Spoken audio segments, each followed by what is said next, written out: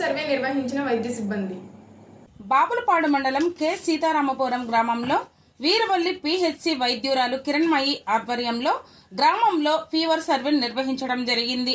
Seasonal వ్యాధులు ప్రబలుతున్న నేపథ్యంలో ఇంటింటికి ఫీవర్ సర్వే నిర్వహించి డెంగ్యూ, మలేరియా, టైఫాయిడ్ వంటి జ్వరాలు ఎవరికన్నా ఉన్నాయా లేదా అని పరీక్షలను నిర్వహించడం జరిగింది.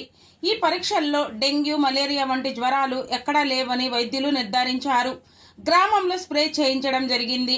ఈ కార్యక్రమంలో ఎంఎల్హెచ్పి శాంతి, ఏఎన్ఎం సంపూర్ణ, వేణుగోపాలాచారి, రమేష్, ఆశా కార్యకర్తలు జయ, అనుష తదితరులు పాల్గొన్నారు.